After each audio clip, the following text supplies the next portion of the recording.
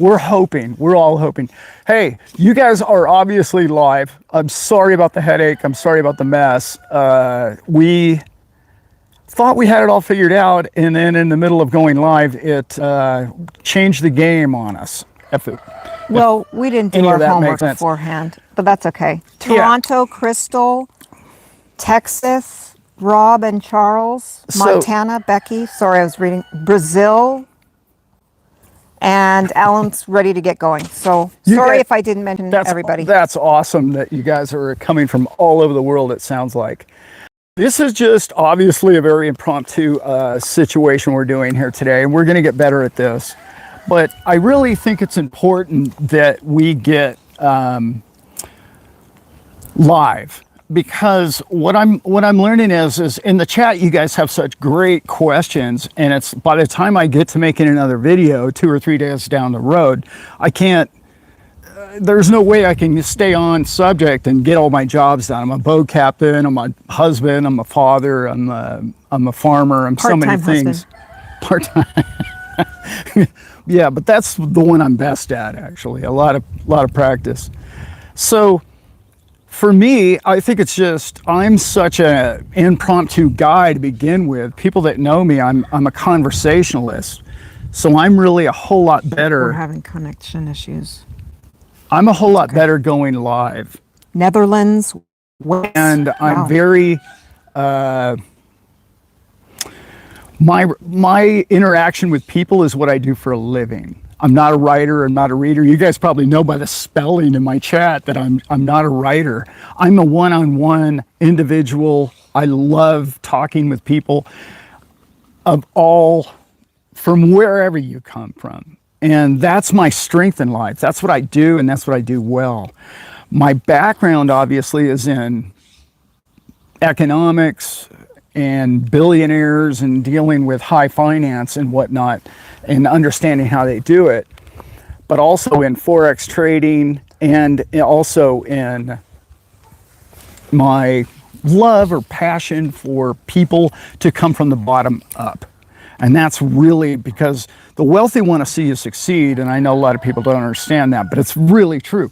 Most wealthy people are like, well, I just don't understand how come they can't get this. Like, this isn't that difficult. To them, it isn't, but to you and I, it's a lifetime challenge. But we had a couple of great questions. Yes, and we've got we need to get to some of those. We do. I want to talk, why don't we, where do you want to start? Because there's a lot of questions from yesterday, and then Matteo Zenatopoulos, Greece, maybe? Sorry. Oh yeah, he's in the channel all the time. Slave. Yeah. That's his problem. Okay, no, I'm just joking. Alan, first, there's a lot of questions in here about topics that Alan would routinely cover on his, weekly updates or whatever he refers to them as. And he'd like to address those. If we don't get to those today, it's because when we looked at the questions, he said, oh, wow, that's an hour long discussion, or that's at least 2 shows worth of questions. Number 2, just sorry about the lawyer in me, but I said he cannot give legal advice, and otherwise he gets chewed out by me.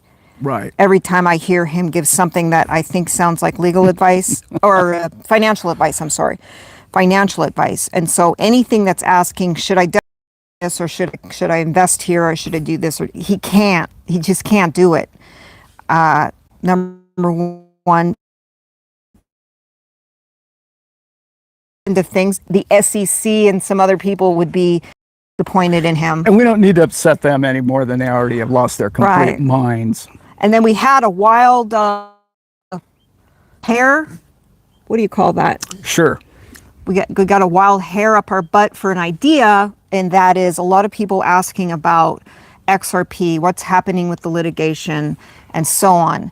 I'm not an SEC expert. I have done civil litigation, a variety of civil litigation. I've litigated against JP Morgan Chase Bank on behalf of my wonderful old client, elderly client, who they stole this $5 million property from. Unfortunately, they had all the money, and we did not prevail there. But I am very familiar with, And I'd love for you to tell that story one day. well, It's amazing. Story. civil litigation. And so Yeah. I can review the docket, the documents that are filed, the transactions in that docket, and maybe just give everyone sort of a what's happening now, because not everyone has a chance to go online.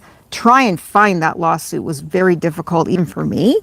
I had to, it's very tricky on the docket finder to do that, but I can sort of dissect it a little bit. I'm not going to give opinions on when I think that case is going to settle. My overall opinion, somebody asked in the chat or a question yesterday, when is that going to settle? Give your opinion. Oh, well, it's a generic opinion. Not for a long time, like not tomorrow, not next month. They haven't even scheduled a hearing date. So I'm just going to give you the practical. There's no hearing date on the motion for summary judgment, and they're very active in that litigation, very active.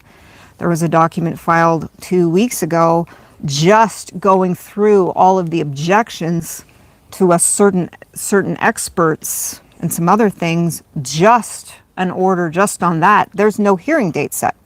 So when are they going to settle? I don't know. They seem all very dug into me. So not for a very long time, whatever that may mean ultimately. So in the end, I'll always be right because I made it generic, not for a very long time. So in your world, not for a very long time might mean 3 months, but in lawyer world, you know, it takes a long time to litigate these things, years. So if anybody tells you different, I'd be skeptical. So I hijacked something from Alan. I'm going to go back to the questions. I've handled several questions. Well, you brought up a really good point that a lot of us want. We think that, oh, well, the judge is now out waiting to rule. And to most of us, the laymen who don't understand law, we say, oh, well, the judge has got nothing else going on and they're just tapping their nails. Well, oh, let me contemplate this idea. No, they have so many other cases. They're reading other stuff. They're working on other things. I know personally, I know how you feel. I want it to happen tomorrow, and I disagree where it could happen quicker than we think because they change the rules and everything they do in SEC in the world in which we live in. But I will say that she is probably not going to rule any day soon, but when she does, the wonderful thing about Ms. Torres is I believe that she actually has the people in mind. And I don't always feel that way about judges, but I certainly do about her. Now, I could be pretty close. So I feel good about what she's going to say or how she's going to handle it. They were going to go really, really negative. Again, I'm speculating on all of this. If they were going to really go against, or let's say Ripple and us, as it were, I would have thought they would have swung the gavel quickly and just, okay, we're going along with the program. And then it's got to go to a higher court and the rest of it. But the fact that she's taking more time, in my humble opinion, is a good thing. She's weighing it all out. She is giving it appropriate time to decide in her own mind. And I know you guys have followed the case. There's so many other things that she's ruled on in the past. The prison one was amazing. She actually went to the prison, dealt with people in the prison, understood what their side of the story was. Those kind of things most judges don't do, and she did. So I think she's got a heart. I hope, guys. Well, we don't know. And the other thing is, she's not really dictating the pace. So I just want to correct Alan. I don't mean to be antagonistic or anything. It's just not accurate. The parties and the litigation needs dictate the pace of the case. As the judge says, you know, enough, we're not, no more continuances, but we're not, they have different parties coming in, intervening, motions that get filed, and it's all, opinion is due process. So everybody gets their notice and opportunity to be heard. So somebody files a piece of paper, any kind of piece of paper, notice about this such and such, notice about this such and the other party gets an opportunity to respond. The first party gets an opportunity to respond to that response, and then they get heard in court. And in between all that, there could be all kinds of other documents filed, objection to what they said in that piece of document. And before I can file my response, I want to be able to weigh in on this other thing before I make my response. And it just goes on and on and on. So the judge at this stage of the game really isn't dictating the long or whatever. That's not a great word, but it's just those deadlines have come and gone. So whether there be pressure applied or anything like that, that depends. A lot of motion for summary judgment is done for leverage purposes. So it's like a trial on paper. It's like you're kind of showing the strength of your case on paper. And so it can be called a trial on paper, but somebody asked about whether that could considered pressure or whatever. And of course, every side is always putting pressure on the other one to fold their cards and do whatever they want to do instead. And so I think Brad Mills in the comments, I've lost my page here, but he's asked if it could settle before a motion for summary judgment hearing. Of course, at any time someone can say, we want to settle this and this and that. But a settlement in this kind of case would take a lot of meetings and paperwork, and the judge has to approve it once we're this deep. So it has to go to the judge, and the judge would sign off on what ultimately would become a judgment. She probably, that most judges don't screw around with that kind of thing after the parties want to settle. But sorry, there's a lot going on with that case. Not like one guy said, well, just keep buying. Yes. I'm not telling you to buy, but yeah. I'm not giving financial advice. I thought it was fun. But there's so many other coins out there. We all know where the market is right now. It's at the point of, if the economy really heads south, which it really looks like it is, we just had another First Republic bank go down. This could really snowball in the banking system. A video coming out tomorrow. It's just a solo with me that I recorded a day or two ago. I think it's worthy of you guys checking it out, in particular if you are following the banking system and the XRP and what it means, what they did and what they're doing with banking, and what the interest rates and what Jay Powell has done. I really think that if you're an XRP fan, you should really watch that video tomorrow. It comes out tomorrow morning. And it paints a broad picture. Obviously, a lot of my videos do.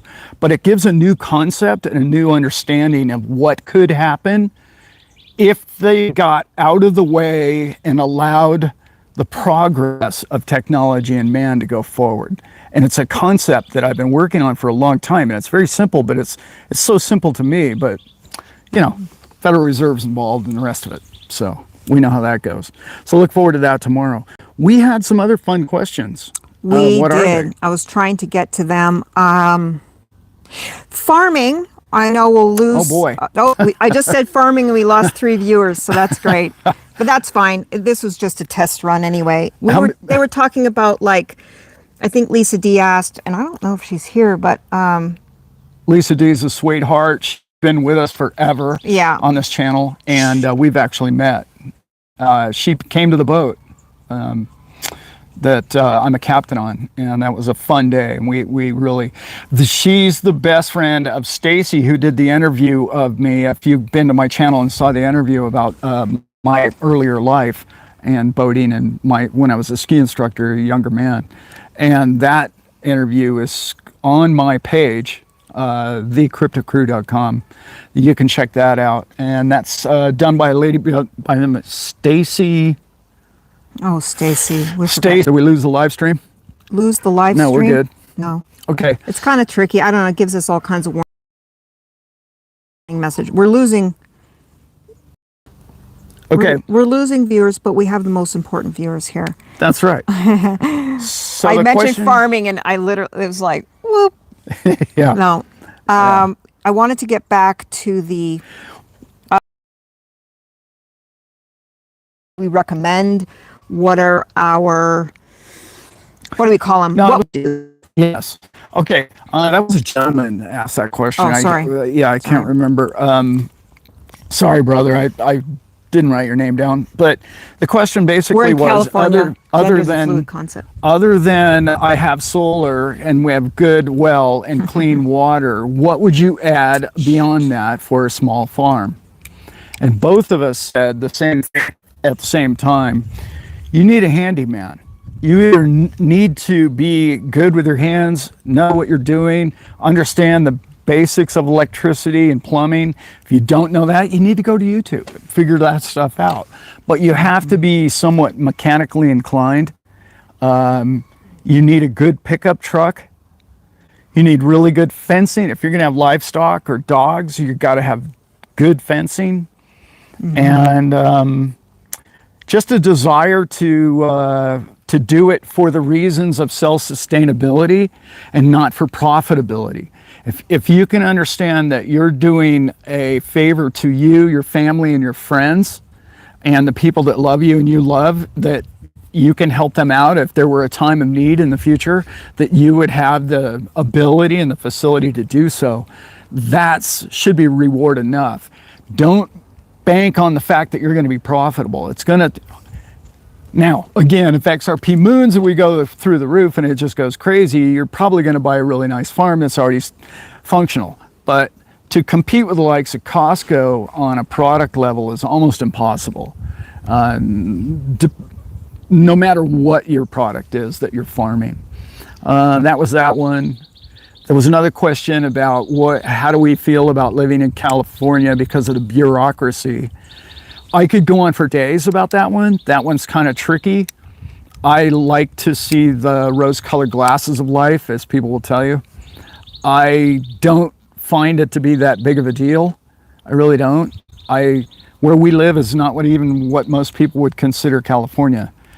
California is a massive state.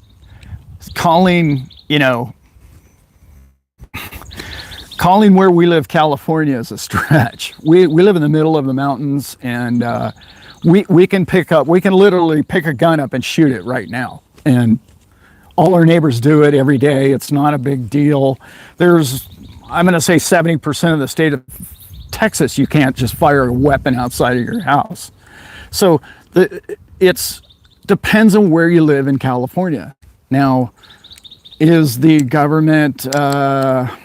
I don't even know. We don't want to go down that road. I don't want to go down that road. Let's not go down that road. They have some crazy, kooky ideas that not a lot of people approve of. Yeah, the people that live in the cities, some of them, but even many of those people are looking beyond that for a better way of life. We're looking for less tyranny, I think, most of us, and less control from government. But we don't really feel that here, the way we live. And because Alan and I don't have a TV at all, everything we watch is independently made. We don't watch there's no Netflix. There's no, I don't know what else you guys have. I don't watch any movies because I'm a conspiracy theorist. I'm different from Alan that way, but we just don't engage in that. We entertain ourselves, for lack of a better word, with independent content and keeps us busy. So half the time we don't even know what's going on, except at the pump is very expensive, 100%. Not going to lie to you about that. It is very expensive compared to 5%.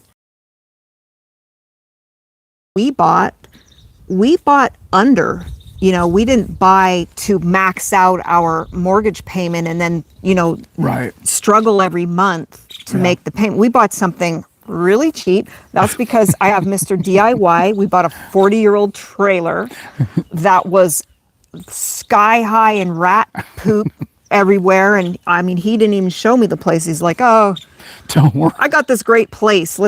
Don't worry. It'll be fine. And then I came here and I thought, and he hid a bunch of stuff and it's like, look how great this looks. Look at the potential and all this. And it's true. I mean, we've made it great.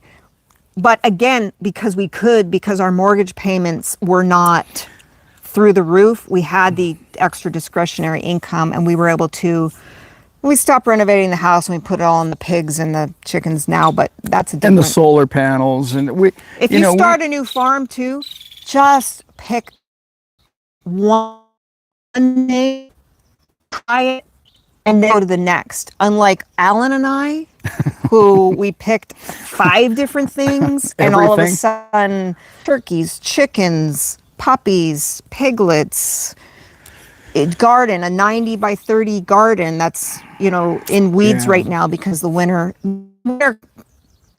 But just pick one niche kind of thing that you could do and do really It's good advice. really Yeah. well, because we're kind of spread thin Yeah. around here because of the pigs in particular, but my chicken coop, and I don't want to go down my chicken's angle because that would be an hour, but Yeah. keep that in mind. So it's everything you put in it, you get out of it though. So that's something that you should really think about. But that's like yeah. But you don't- Melody in the microgreens. Go Right. for it. Do microgreens, but don't do chickens and microgreens, because Well, you won't maybe- have any microgreens. Well, maybe you could do those too. But yeah. Yeah. But I did a microgreen and I'm set up for it. And it just didn't. Like Elizabeth and I, we build a lot of things.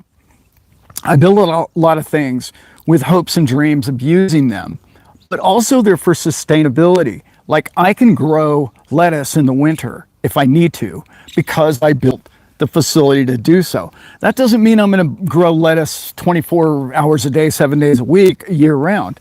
It means that I have the ability to do it because I set it all up to do it that way if I need to in the future. A few years ago, I used to worry a little bit more about, our sustainability and those kind of things than I do today. I really think that we're all going to be fine and we're going to thrive in this world. And I really believe that more than ever before. Are we going to go through a recession? Probably. I mean, we're in one now. It could get worse. That's right. Are we ever going to be doomsday? Is it going to Mad Max world? I don't believe that. I just don't. There's too many great things going on with crypto. What's happening with crypto is changing the world, not only monetarily, it's changing governments. And you and I know that. And the fact that we know that means that millions of other people know that.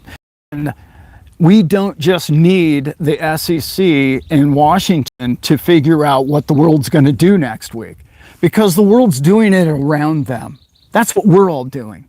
We're going around these people and we're creating a better world, and we're going to all do it together. And that's what this channel's really about. And it's so obvious to me now when I meet you guys, when I talk to you. Sticking it out with us, that Yeah. just Alan recording on his phone and uploading it, but he does have to upload it. Right? So we do. I apologize for that. That's another. Sorry about troubleshooting that, issue. guys. Yeah.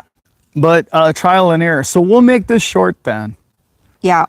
Sorry. And It is having trouble on my end as well. Like when I'm trying to get the chats, I can't get the chats, and it is okay, kind well of then trouble. until later, and we will do this again. We will do it probably next weekend. We'll do it live. But like I said, I have another show coming out tomorrow, and I'm going to do another one or two. And if you guys can hear me out there, I'm going to Vegas. I'll probably do a couple of poolside interviews or chats there. So hopefully you guys will get that content. Even though you won't be at Vegas, you'll still be able to feel like you were there with me. Okay, So yeah, we were I'm looking freezing forward to up. that. I got it back. I kind of switched over. So again, we do apologize. Flip the switch. I'm going through some stuff. Hopefully you too believe in the blood of Jesus Christ. Jesus is right behind us. It's We all have a good. statue of Christ right over there behind us, and behind you. Sorry. I have, we won't get into my controversial aspects of that. Elbow grease is the answer, right? That's right.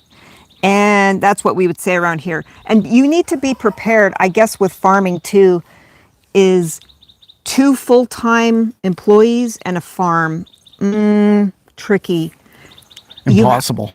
I just think it's not possible. So 2 part-time workers on a farm, better. Yeah.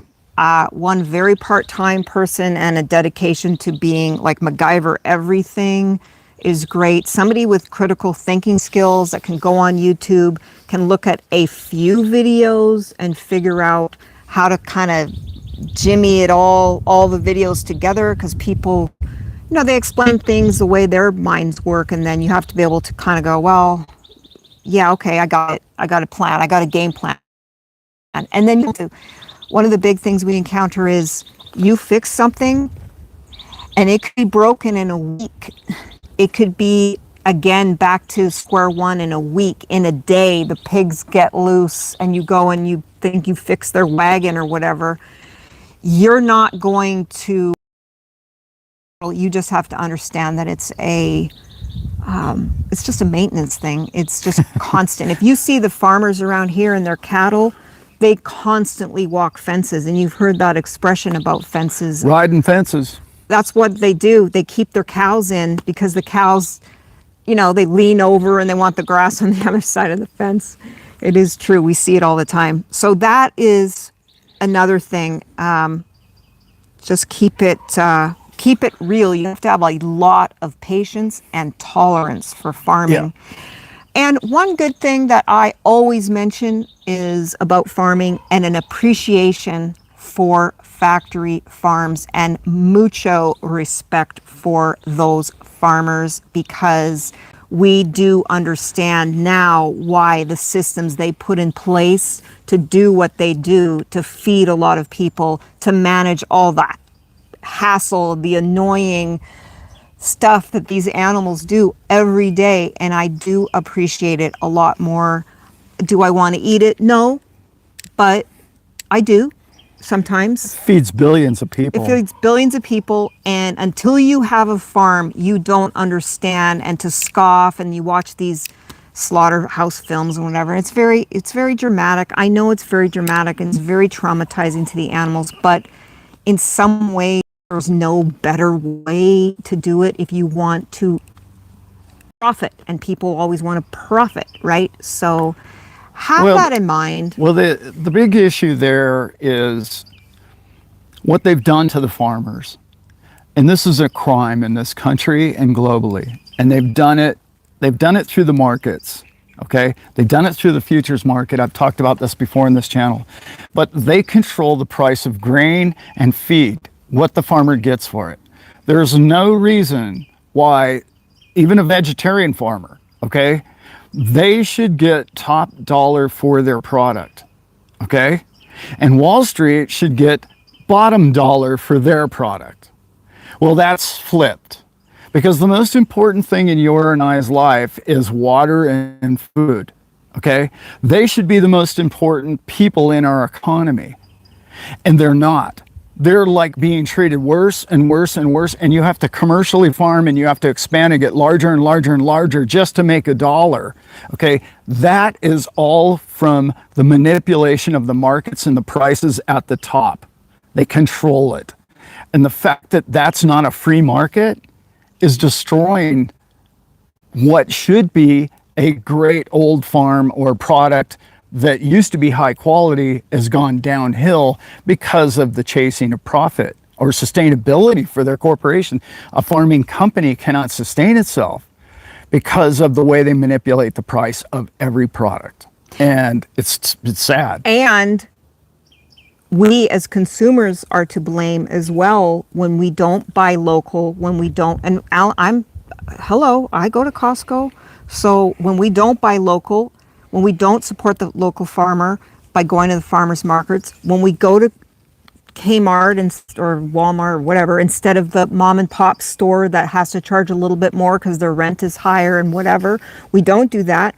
We want to go to Amazon. We want what we want, and we want it at the dollar cheaper or whatever. We're not willing to support that. So, buy local if you can, and we say it all the time, but I get it. You get off of work and then you want to just zip into Costco and buy their $5 chicken and keep going. But just keep in mind when you eat that $5 chicken, how many, what that chicken went through. It didn't have a good life. But there's all kinds of different things. Oh, and that's another thing. But again, thing. I'm not blaming the consumer at all. I was saying it's a whole package. Yeah.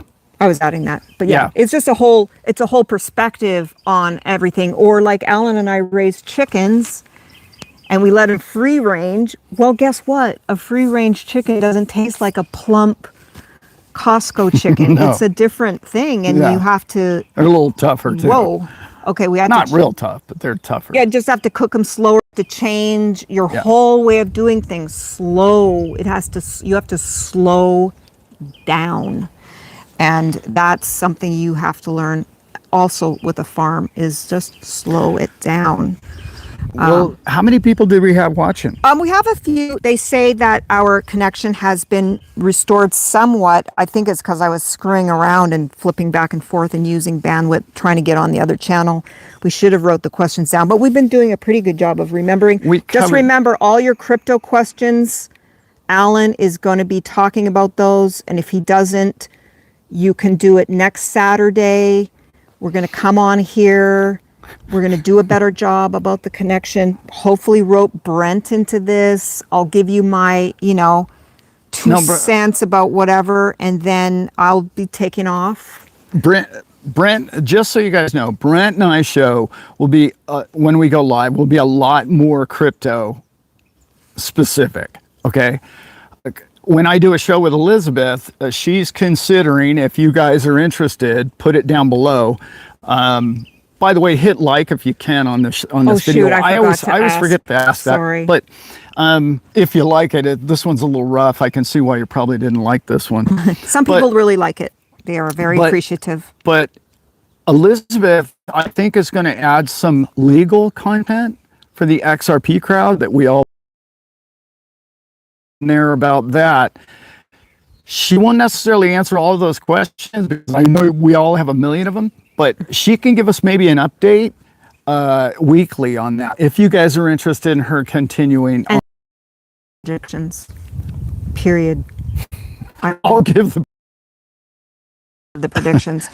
Bobby said, put the phone on landscape. So if you could maybe message Alan with how, because we struggled. I don't know if you were here at the beginning. We struggled to tilt it, but I know. Yeah, thanks, Bobby. That's the way I usually shoot them, but it's we just couldn't. We didn't want to keep screwing around at the beginning with you guys all watching, and someone said they were getting dizzy. Somebody from Belgium. That's fun. Yeah, very fun. People from all. Trying to get Brent on board, and Pacer Rip. There, we lost him again. So yeah, somebody recommended a booster, some kind of a Wi-Fi booster. You do it in the office as well. Yeah, we'll just do it in the office. It's much more pleasant out here. Let's let everybody go. I think we, sufficiently ruined their Sunday morning already. But I like to call it, the 80 people. It would have been more if we would have asked about the like earlier, but not only that, we couldn't. We probably lost 50 in the beginning when we couldn't get the camera straight. So we'll sort all that out, and hopefully you guys will get something from this show and more in the future, because we plan on doing more. And we only need 80 of us to be happy, right? No, we were thinking we'd get 20, so we're really excited about that. So we're doing good. We're really excited about that. And we'll be able to team this better, and I can get your immediate questions that are directly towards either one of us. And we'll try not to be so long-winded with each answer. It's very difficult for both of us. It's not our forte. Sorry. Yeah. Yeah. I do remember a question specifically about what network from last week. The question was, what network do I believe what will be the definite networks that XRP and XLM and others operate on? That is yet to be decided. I don't think anybody at the top has figured that out. I think the competition is too stiff. The technology, by the way, is changing monthly, not like annually. And what else is happening that's really big in the background is they're adopting this piece from Cardano, this piece from Ethereum, and this piece from XRP. And what they're doing with that, unfortunately, is they're taking those pieces and they're making VCs out of them. And those venture capital groups, okay? And these are big time accredited investors. You and I aren't, and they're making a corporation out of multiples of these tokens and coins. And that's huge. That's a show in itself. I just really learning about all of that. And so I tried to address that question. I know I didn't. I can't give you a specific who's going to win the day in the next 10 years. I don't know that one. And another question, not XRP related. Sorry. So here goes it goes from 65 to 40. I'm just joking. But someone did ask either Melody or I can't remember. But what is my takeaway from representing the clients that I do? And I think just an overall message is not about my job or anything, but the overall takeaway and maybe the message to leave you all with is forgiveness, redemption. We are not defined by the mistakes we made when we were 18, living in a ghetto, living with dysfunctional families, dysfunctional people surrounding us. We're not defined by that. And there's other reasons. There's usually a lot of other reasons. So one New Year's resolution that I made this year because of that was because I'm so forgiving of my own clients, and I'm so willing to obviously afford them, or I don't know what the word is, I don't want to be some self-righteous person, but the redemption, I would say redemption. Why can't you redeem yourself? That's the sentence they were given. They were given a sentence of life to be able to redeem themselves. If they do, it's a very small few Very small. men and women that I represent, that maybe 30% or less, that put the time and effort in to become different people worthy of that redemption, and who become contrite, who become humble about all of it, and not making it so much about them. And like I mentioned yesterday, overcoming antisocial personality disorder, which is a mental illness. So redemption, forgiveness, I really had to go there in my own life, and that we are capable of change. We are capable of doing good, being good, you know. The other thing too that I think most people don't understand, that she could speak to a lot better than most, is when these people who have been in 30 years get out for the crimes they've committed, they don't go back in. Less than 1%. They're not after 30 years to go out and go shoot somebody again.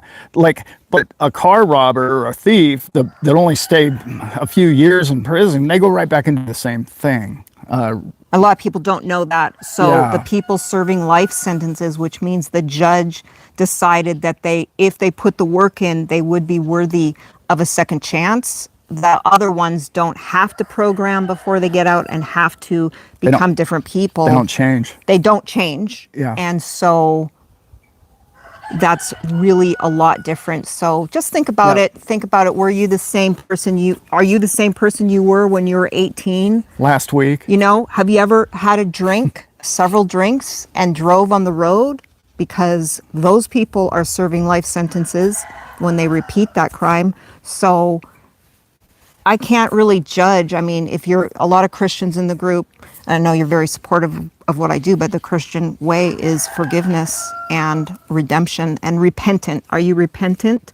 It's a bit of a Catholic term, but my clients who get released are very repentant. And that's what I'm learning about myself, not being judgmental. I'm not judgmental. So that is a big skill to have in this job. You can't be judgmental and feel like, oh my God, you should never get out because you did XYZ crime. And that's not the way to look at it, because we're not defined by our worst moment. And that's blah, blah, blah. So there you go. And, revenge and vengeance is all just fear-based. And somebody else's life that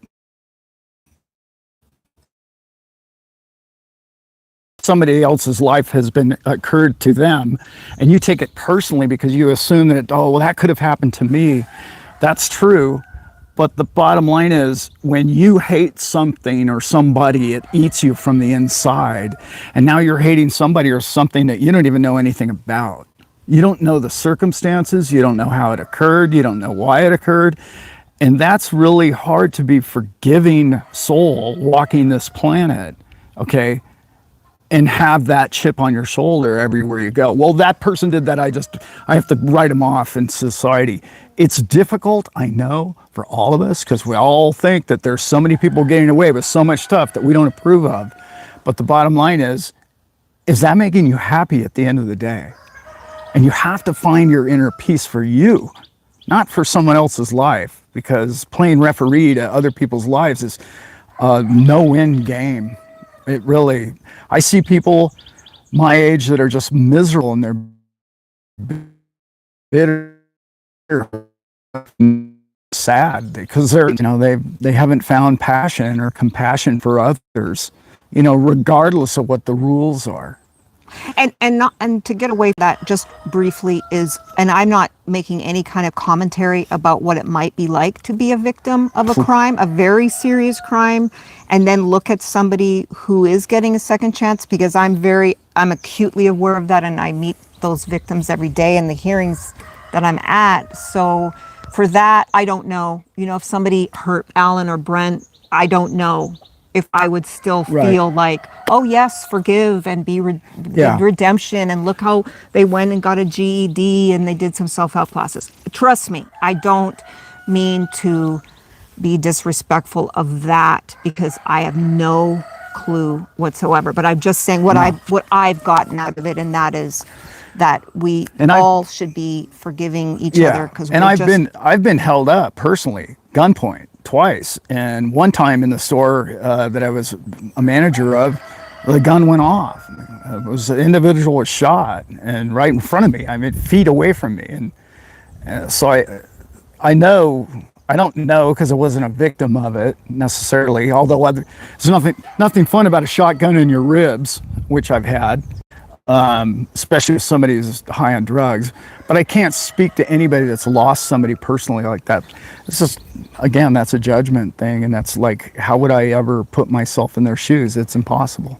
It's really impossible. But I guess I just don't want you to, this show is not about my work. No. This was just a fun sideline to the cryptos. Don't worry, Alan's going to pile on the crypto. So we just wanted to do something fun to try the live thing. And now we know we've troubleshooted it with your help, a lot of your help and comments. So thank you so much for that. And I know our connection is in and out. I can't believe anybody's still watching, but those of you who are, we really appreciate you guys.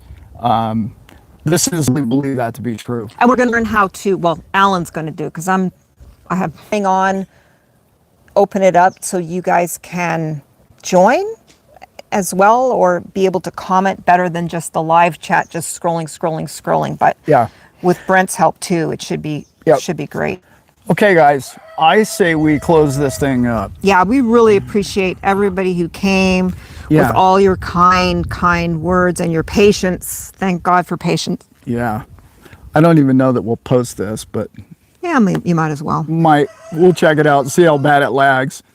It lags pretty bad, supposedly. Okay, guys. All right. Well, thank you so much for sticking around. Really appreciate it. Hope you enjoy the rest of your weekend. And again, I have a video coming out tomorrow with more of the regular stuff that I do, and I think you guys will really appreciate it. I have a bunch of videos coming out this week about different XRP stuff. Because I am going to the XRP, we are going to the XRP. She's going to be poolside with me this coming weekend, so that's going to be a lot of fun, and hopefully you guys get some cool content from the crew at the show. And I'm going to interview as many people as I can. We'll see how that goes, but thanks again for being with us, and we are out.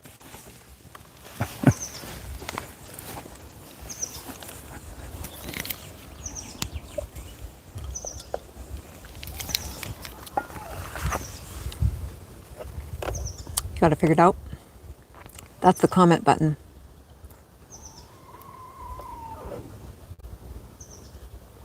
I like the Three Stooges here. Two Stooges. That's the comment button.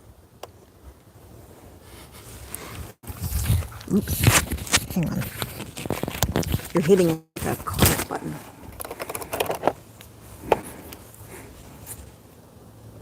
There you go.